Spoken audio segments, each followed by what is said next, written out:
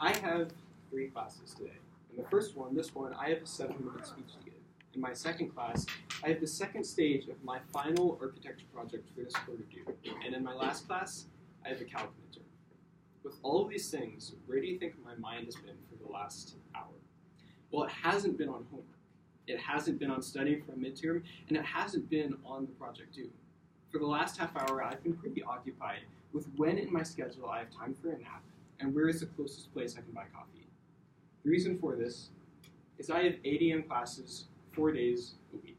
And all 4 of those days, I hate 8 a.m. classes more than anything else in the world. So with the opportunity of this speech, I decided to devote hours of my time to finding a legitimate reason to hate 8 a.m. classes. And I think I found one. In this speech, I'll be presenting to you the evidence for 8 a.m. classes and the evidence against it, and why I believe 8 a.m. classes are not the best way for us to learn. And maybe after listening to the speech, this will give you some ideas about how you should be planning your schedule for next year. But in case you're standing there thinking, this kid doesn't know what he's talking about, let's start off with a long list of very smart people who agree with me. CBS News reported in 2005 that Duke University eliminated 8 a.m. classes. Stanford Daily reported in 2015 that Stanford is pushing for almost all of its classes to start half an hour later at 8:30 a.m. instead of 8 a.m.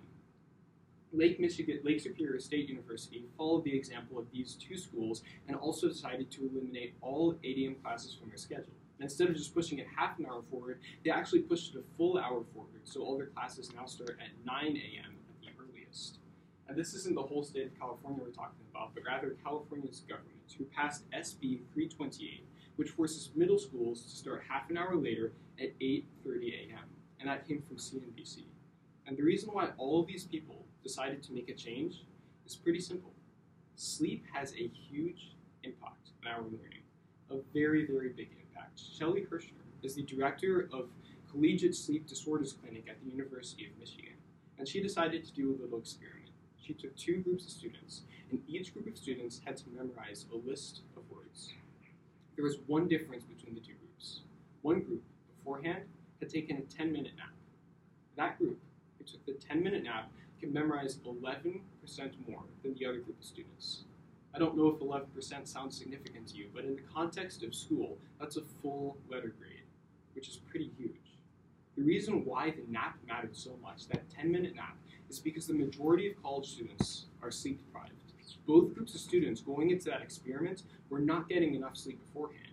The average student gets only about 6 hours of sleep, meaning the average college student is sleep deprived and not performing at their best. What that means for all of you is you guys who are average college students are likely performing 11% lower than where you could be. So how exactly does this apply to 8 a.m.s? Well, I want to get into a more in-depth explanation of how this works and why 8 a.m.s aren't the best possible way for us to be learning. I'm sure somebody here is thinking 8 a.m.s aren't that bad and I'm just being lazy. Well, I am being lazy, probably, but 8 a.m.s are actually pretty bad for us, and I want to look at the science behind it. The reason is there are morning people and there are night people. And this isn't just what we consider morning people and night people. This isn't a stereotype made by us. These are actual chronotypes that are used by neuroscience researchers. Some people work better in the morning, and some people work better at night. However, neuroscience researcher Paul Kelly, along with 2 statisticians from the University of Nevada, found that this, considering that it's 50% and 50%, is actually quite wrong. The fact is, 83% of people are better off choosing a later start time than 8 a.m. So a more accurate slide would look like this, because the majority of us are not morning people. And the effects that morning classes have on the other 83% of us who do not work well at that time are pretty significant. Finley Edwards is a professor of economics and an education researcher and author, and he found that if this class was 1 hour later, 83% of us would watch 12 fewer minutes of television every day. If this class was 1 hour later, 83% of us would study 9 extra minutes every single day. And if this class was 1 hour later, 83% of us would have 1.3 fewer absences than we do. But despite all of this research, all of this trying to prove that 8 a.m.s are not the best way for us to learn, 8 a.m.s still have their defenders, and I think it's necessary that we take a look at what they think. This is 2 psychology professors from St. Lawrence University, and according to them, they have 3 reasons why 8 a.m. classes are actually good for us. They claim that later classes mean we'll stay up later, that later classes mean less efficient studying the night before, and that later classes bring the possibility of drinking alcohol the night before class because people think that they can sleep in. And they claim that no matter what time we wake up and no matter what time the classes start at, these three things all have a bad impact on our grades. But many people have decided to speak out against the study. USA Today reported that a student at Sacred Heart University said that people don't stay up late because of the time of the classes the next day. They stay up late because of the people they are studying with. If you have a student who has an 8 a.m. the next day and a 10 a.m. the next day, and they study together, they're going to be studying based on the person with the 10 a.m. schedule, because one person has an earlier class and one person has a later class. If they all had classes that started later, this wouldn't be a huge deal. The student also said that the reason people stay up later isn't because of their class times, it's simply because of peer pressure. If their friends stay up, they're likely to do the same, and that will not change whether the classes start at 8 a.m. or 10 a.m., so that these three factors are not due to the 8 a.m. classes, they're actually due to different things. Additionally, a healthcare coordinator spoke out against the study, against USA Today, saying that students biologically are morning people or night people, and that will not change based on the time of their class.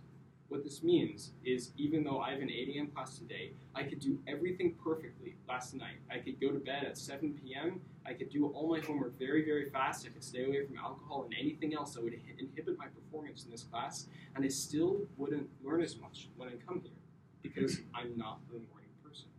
Biologically, many people do not learn their best at this time. But in case this, again, isn't enough to make you decide that 8 a.m. classes aren't the best way for us to learn, I want to look at one more study. And this study comes from two economics professors, Angeli Dills and Ray Hernandez-Julian. And they looked at 13,000 students. And that is really big for a study. If you don't know the average sample size for a study, it's around 1,000 people. So these professors, or these economics professors, looked at 13 times the average sample size for a study.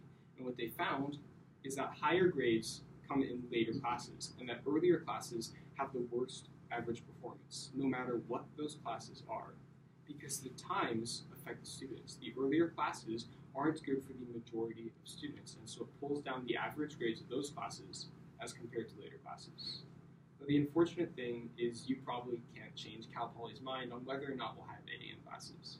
But all of us have some degree of control over our schedules, whether it's our schedules now or our schedules in the future. And even if our schedules don't go exactly as planned, maybe now you know which classes you should probably be trying to study a little bit harder for.